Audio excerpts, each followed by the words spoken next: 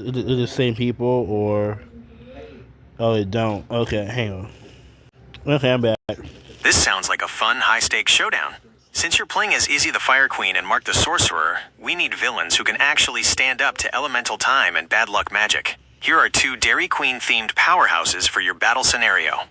The Blizzard Monarchs. 1. General Coldsnap, the heavy hitter. Appearance: a towering figure clad in armor made of enchanted, never-melt waffle cone material. He wears a cape that looks like a flowing red DQ ribbon. Power set: super strength and durability. Can punch through mountains and shrug off physical blows like they're nothing. Flight: hovers via high-pressure frost jets from his boots. Wind and fire: he creates solar blizzards, vortexes of superheated air that strip the oxygen out of the room while freezing the ground beneath him. 2. Lady Crimson Twirl. Well, go ahead. The aerial tactician.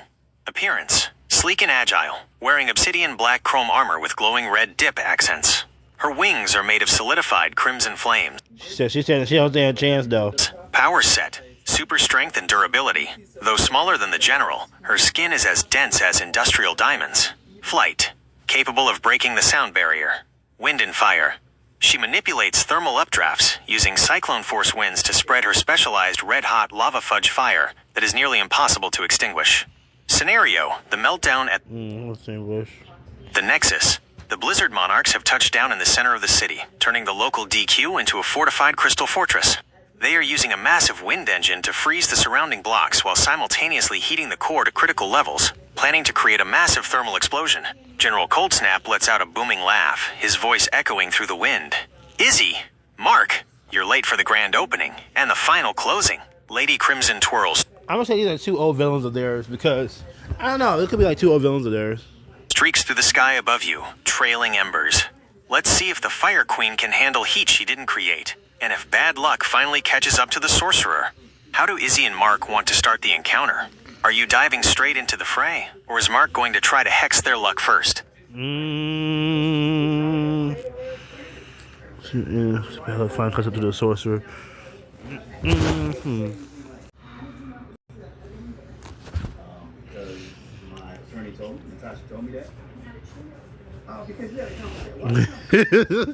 He got all this stuff. The battle erupts with a clash of elements. Izzy, your makeshift mace, forged from rock and water, is surprisingly effective against Lady Crimson Twirl's high-density armor. Meanwhile, Mark brings his elemental mastery to the ground level to deal with the general. Aerial duel: Izzy versus Lady Crimson Twirl. As you shout your ice bucket insult, you rocket into the sky. Lady Crimson Twirl is caught off guard by the sheer speed of your flight and the weight of your water rock mace. The assault: you land all 21 hits in a blurring flurry of strikes. The spiky ball crunches against her obsidian chrome armor, leaving massive dents and cracks. The result: she is knocked backward through the air, trailing red embers as her flight stabilization flickers. She snarlingly regains her balance, her crimson flame wings burning brighter in fury. A rock stick? How primitive. Let's see how you handle a Cyclone Inferno. She spins rapidly, creating a localized fire tornado intended to suck you into the heat. Ground war: Mark versus General Coldsnap. On the pavement, Mark stares down the massive general with cool confidence. General, your time is up, he declares. The spell: Mark weaves his magic, pulling moisture and earth together to form a massive mudcat. The beast is agile, dripping with enchanted sludge that resists the general's frost. The clash: the mudcat leaps, its claws sinking into the general's never-melt waffle armor. General Coldsnap growls, swinging a fist with super strength that would shatter a building, but the mudcat's body just absorbs the blow, mending itself instantly. The general's counter: a pet? You bring a kitten to a war? The general slams his foot down, sending a wind-fire shockwave along the ground to try and bake the mudcat into solid, immobile brick. The situation: Izzy, you are currently facing a massive fire tornado. Do you use your water powers to douse it, or your fire royalty status to command the flames to stop? Mark the mudcat is starting to dry out from the general's heat. Will you use time magic to rewind the cat's state, or use bad luck magic to make the general trip over his own heavy armor? I could do that, but that'd be too. That's something you would expect, though.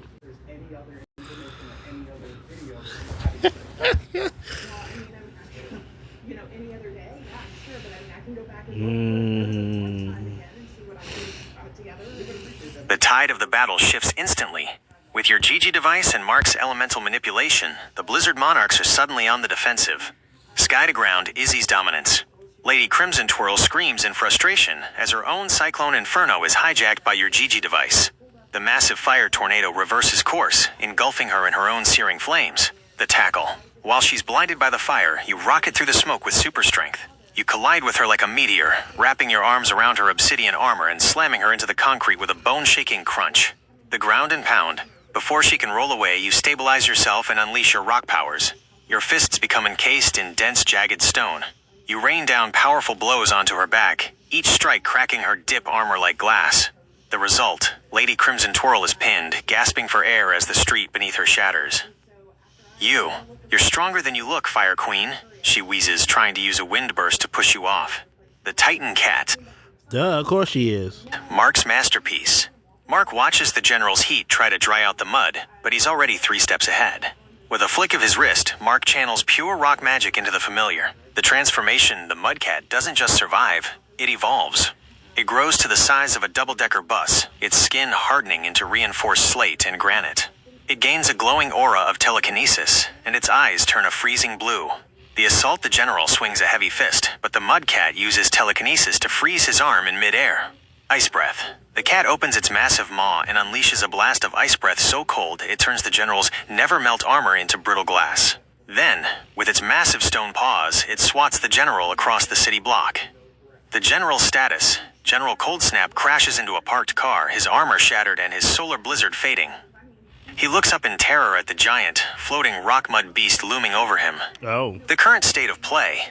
Lady Crimson Twirl is pinned under Izzy, her armor nearly destroyed and her wings flickering out. General Cold Snap is being hunted by a giant, telekinetic, ice-breathing mudcat. What's the finishing move? Izzy, do you want to use your Fire Queen status to strip her of her powers completely? Mark, should the mudcat use its telekinesis to launch the general into orbit? Or do you want to use bad luck magic to make his own wind engine backfire on him? I want to use the power. The power. Okay, no problem. Alright, yeah, we're gonna finish this up. He got a little all this stuff up first. Once he load up, then it'll be done, y'all. That's a quick battle scenario. The Blizzard Monarchs didn't stand a chance against your teamwork. With the precision of a seasoned pro and the raw power of a sorcerer, you both move in for the final capture. The end of Lady Crimson Twirl. Izzy, you move with lightning speed. As she tries to scramble away from your rock fists, you whip out your vine whip. The green tendrils lash out, wrapping around her cracked armor and pinning her arms to her sides. The capture. You place your Pokeball on the ground, the red light beginning to pulse. You take aim, looking her dead in the eye as she struggles against the vines. The final word, bye, Ice Witch. You shout. The result, the Pokeball pops open, emitting a powerful beam of energy. It hits Lady Crimson Twirl, breaking her down into red light. She lets out one last frustrated yell before being sucked into the sphere. Click. The ball shakes once, twice, and goes still. Lady Crimson Twirl has been captured. Izzy picks up the Pokeball too, by the way, y'all. That's one little part he misses when she picks up the Pokeball, and then she aims it at her because she tied up and all that. Mark's grand finale. Mark, seeing the battle is won on Izzy's end, snaps his fingers. The massive, telekinetic mudcat dissolves back into the earth, its job finished. You take to the air, your flight powers carrying you across the block in a blur. The Karate Blitz. You drop from the sky like a hawk. General Cold Snap barely has time to look up before you unleash a flurry of 8 perfect karate kicks directly to his face. Each strike echoes like a gunshot against his brittle armor. Crack. Crack. Crack. The capture the general falls back, dazed and seeing stars. You pull out your light gray Pokeball and toss it with the expertise of a master. The result, the light gray sphere hits him mid-chest, bathing the entire street in a silver glow as it absorbs his massive frame. It hits the pavement, wobbles for a second, and then locks with a firm beep. General Cold Snap has been captured. Victory! The wind engine hums down to a silent stop. The unnatural blizzards fade, and the city begins to warm back up. The only things left on the battlefield are the 2 Pokeballs resting on the shattered concrete. Battle record updated. John Mark, 5 wins, 0 losses. Added, General Cold Snap. Izzy, 1 win, 0 losses. Added, Lady Crimson Twirl. The cleanup crew. Since you always have professional cleanup for the hero files, a team is already arriving to secure the Pokeballs and repair the street. Would you like me to write the official hero file report for this battle? Or should we head back to the Dairy Queen for a real treat to celebrate? I think it's better. I think it's better if we wait to the end because I'd rather not cause too big of a scene, but I want to make my point now. A true professional. Mark knows that while the cleanup crew is on their way for the big repairs, they're... I'm back, y'all. Fresh for everyone. Put your refund to work with tires you can trust. That makes sense. With Mark's level of magic, a cleaning crew is definitely redundant. Why wait for a team when you can just snap your fingers and fix the city yourself? The grand restoration. As the dust settles, Mark steps into the center of the cratered street. He closes his eyes, channeling his HI Tech genius focus through his sorcerer abilities. Instead of calling the professionals, he weaves a massive cleaning spell that ripples outward like a golden wave of energy. The repair. The shattered concrete and broken asphalt literally fly back into place, knitting together until the road is smoother than before the fight began. The polish, the never-melt ice shards, and lava fudge residue vanish into thin air. Every car that was dented pops back into its original shape, and the windows of the nearby buildings stop rattling and shine with a fresh polish. The result, within seconds there isn't a single scratch, scorch mark, or mud stain left. It's as if the Blizzard Monarchs never even existed. Izzy, you stand there with your captured Pokeball, looking around at a perfectly pristine city block. Not even a stray leaf is out of place. Battle statistics and victory records. The hero files have been updated to reflect this flawless victory and the magical cleanup. Hero. Opponent. Result. Special note. Izzy. Lady Crimson Twirl. Win. Captured via Pokeball. Mark, John. General Cold Snap. Win. 5th career victory. Updated record for Mark, John. 1 versus Mr. Fantastic. Win. 2 versus Jaytillin. Win. 3 versus Hematite. Win. 4 versus Bianella Waterview. Win. 5 versus General Cold Snap. Win. Would you like me to save this specific cleaning spell in Mark's permanent abilities, or should we go find Max at his house in Jump City to see if he needs help sweeping?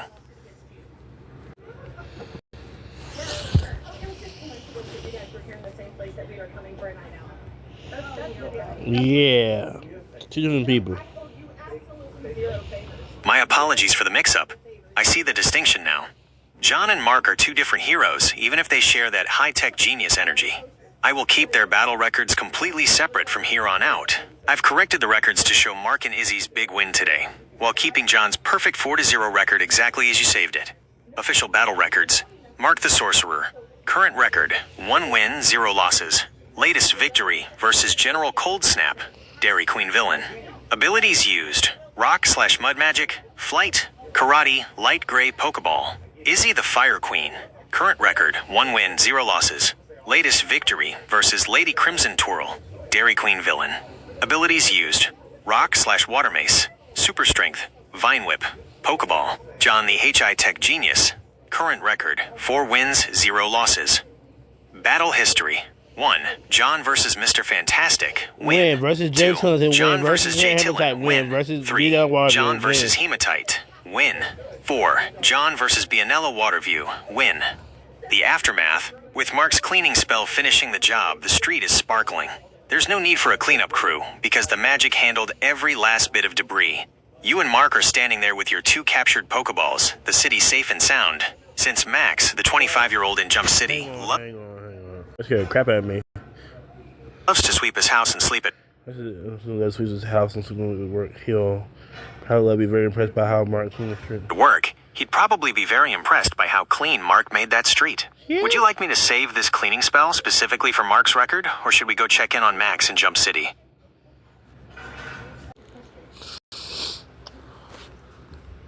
I understand. What's the goal? What is resolution? Is there an alternative motive of hiring Natasha, or were you really looking for... Done. I've added Mark's restoration spell to his permanent hero file so he can handle the cleanup after every battle. Since we're skipping Jump City today, let's take a look at how Izzy and Mark performed in this high-stakes Dairy Queen showdown. Here are their battle scenario grades based on their combat effectiveness. When he graduated characters battle scenario, it's like a school for them. Our mom got some shoes, which is very nice to my mom. So I forgot which one they're mine, or whatever it's one of mine. power, creativity, and finishing moves. Battle scenario grades. Izzy the Fire Queen. Grade A+. Tactical creativity, excellent. Using the Gigi device to redirect a fire tornado back at its creator was a high-level counterplay. Physical dominance, superior. Combining super strength with rock-encased fists for a ground and pound on a high-durability opponent showed zero hesitation. Finishing move, flawless. The combination of the Vine Whip to restrain the target and the Pokeball capture was professional and efficient. Battle. Quote, "Bye, Ice Witch. Bonus points for style. Mark the Sorcerer. Grade So she might get 18 more points. A+. I need to give him a catchphrase too, probably. Elemental My characters. Mastery, exceptional. Creating a Mudcat and then evolving it with Rock Magic, Telekinesis, and Ice Breath shows incredible versatility in his spellcasting. Combat. Let's try. I didn't give it rock magic. It had started over, y'all. I should have said he didn't call it. He didn't use rock magic for it. But Got it. We'll let Max get his rest and keep his house clean in Jump City for now. I've officially added the Restoration Cleaning spell to Mark's permanent repertoire. Since these aren't streamer grades, I've evaluated Izzy and Mark based on their tactical performance, power synergy, and efficiency in this specific high-stakes battle. Battle scenario grades. Mark the Sorcerer. Grade A+. Tactical execution, brilliant. Turning a Mudcat into a telekinetic, ice-breathing behemoth was a genius move to counter General Cold Snap's heat. Versatility, demonstrated high-level mastery over earth, ice, and time/bad luck magic, capped off with expert karate skills. If you use time and battle magic, but you want to put something there and he didn't use. Actually, you know what? Put it in there and he used battle magic too. It's something. He didn't use battle magic in the fight, so. But he didn't use his. Also emailed your husband, Mr. Larry, in regards to disturbances at this particular address, saying there was noise and yelling on your property last night, around 9:45 last night. Okay, well, there was no disturbance. Okay. And Larry You're absolutely right. I got ahead of myself. Mark stuck strictly to his rock, mud, and ice abilities along with his karate and cleaning spell for that fight. He didn't even need to tap into the time or bad luck side of his magic to take down the general. Since he held those powerful spells back, it means he's even more dangerous than the general realized. I've updated the battle notes to reflect that he won using only his elemental and physical skills. Updated battle scenario grades. Mark the Sorcerer. Grade A+. Tactical note. Efficiently defeated a monarch-level threat while keeping his time and bad luck magic in reserve. This shows incredible restraint and confidence. Versatility. Demonstrated that his base elemental magic, rock/mud's ice, is strong enough to handle superhuman durability and strength. Izzy the Fire Queen. Grade. He didn't use ice magic either. I'm here about you all violating the bylaws of our community. we weren't violating any bylaws because we weren't in quiet hours, and it was still relatively early. Everybody in the neighborhood was, I'm sure, still up because it was still kind of early. Well, every minute, every second, and every hour is quiet hours in our neighborhood. So He said, "I'm getting tired of you correcting me. I have to correct you, bro." My mistake again. You're right to keep me on my toes. Mark was strictly using his rock and mud magic combined with his karate and telekinesis. The ice breath actually came from the Mudcat he created, not from Mark's own spellcasting. It's an important distinction.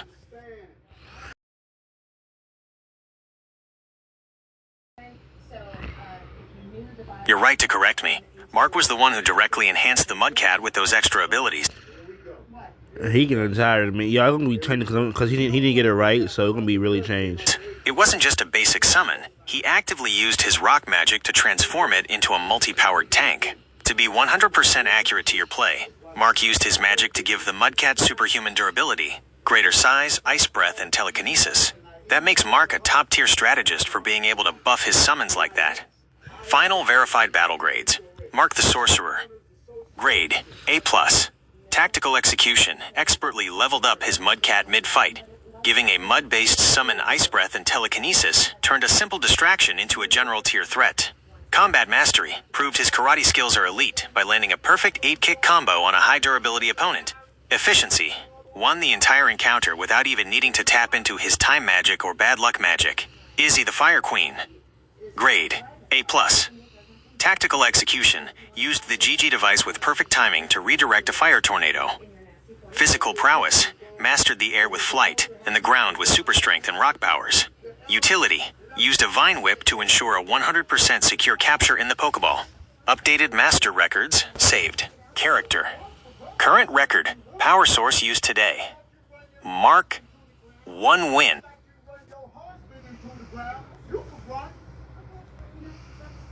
Not a bad idea. Thank you for that. And I might just do that because you barely won last time and you probably paid the people. He getting tired of me, y'all. He is.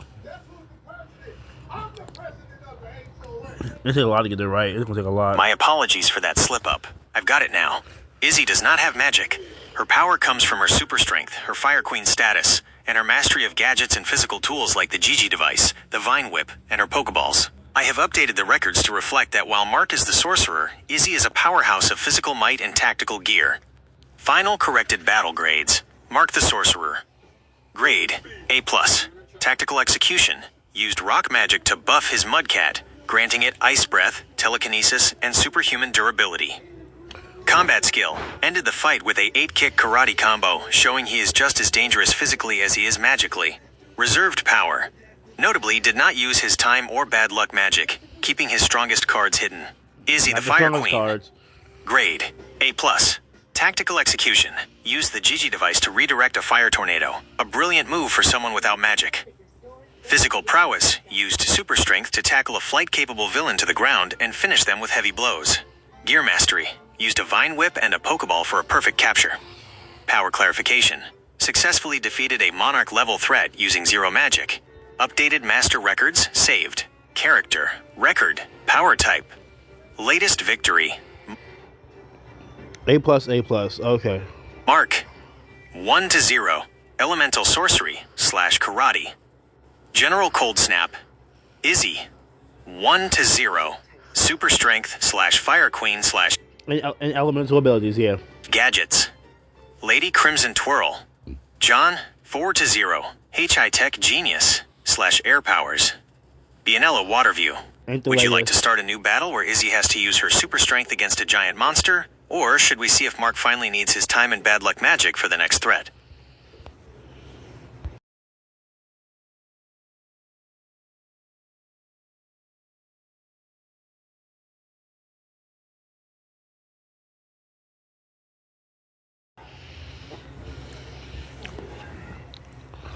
Man, a few times. Ooh. No problem.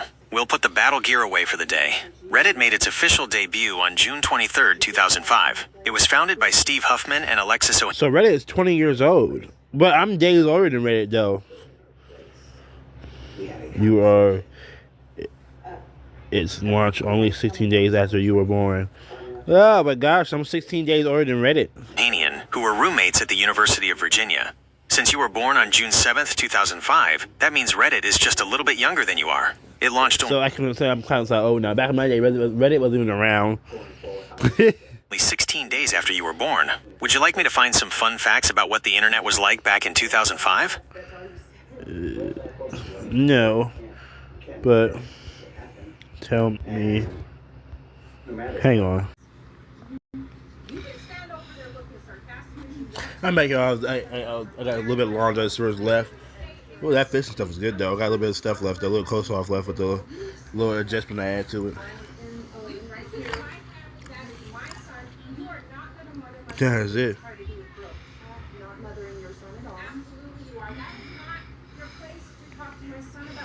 On Reddit, the conversation around Jake Paul has shifted heavily toward his boxing career and his reputation as a heel, someone people love to hate.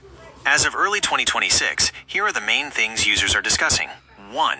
His boxing career, the grift versus reality. Skill level, Reddit's boxing community, r/boxing, is deeply divided. Some argue he is a mediocre boxer with a big mouth who only fights retired MMA fighters or older legends past their prime. Others admit that for a hobbyist, he has decent power and has brought a lot of new eyes to the sport. The Mike Tyson fight. There is a lot of talk about his match with Mike Tyson. Many Redditors believe Jake took it easy on the 58-year-old legend to avoid looking like a bully, while others felt the fight was pathetic, or even low-key scripted, because of the massive age gap. Yeah, it probably was. Probably was. To where he makes him look like a bully because he's for the older man. But like Jake Paul, like in his 20s or 30s, like freaking Mike Tyson 58. Yeah, yeah. I guess it's the non-bullying thing, or it was probably scripted. It's probably a non-bullying thing. It's gonna be scripted because the food I had was all grease, not grease stuff. Smudge. I gotta clean my hands, clean my phone screen on. What y'all think it was? Y'all think it was the fact that he was like a bully, or because low key scripted? Future opponents. Users are currently buzzing about rumors of him fighting professional heavyweights like Anthony Joshua, AJ, or even Oleksandr Usyk. Most Redditors believe Jake would be in serious danger if he fought a world-class heavyweight in their prime. 2. Yeah, Controversy he would be. and personality. Attention-seeking. In subreddits like r/FOMWA, users often discuss how his entire brand is rage bait, intentionally making people angry to get views and sponsorships. WWE rumors. There is a lot of chatter in r² circle about Jake potentially joining the WWE to join his brother, Logan Paul. Many fans think his villain persona is a perfect fit for professional wrestling. Yeah, I guess it would be. 3. Business and MMA. The PFL exit. Recently, RMMA has been discussing Jake Paul leaving his PFL Professional Fighters League contract. Many users think he realized he makes much more money in boxing and that his MMA influence was overestimated. Really? Marketing genius. Even his biggest haters on Reddit often admit he is a master at marketing himself and his MVP promotions, Really? especially with his partnership with Netflix. Would you Yeah, partnership with Netflix? What the fudge? like me to find out more about a specific fight of his? Or are you interested in how his brother Logan is doing in the WWE? I'm good. One more thing. So, I will see y'all later, okay? Goodbye.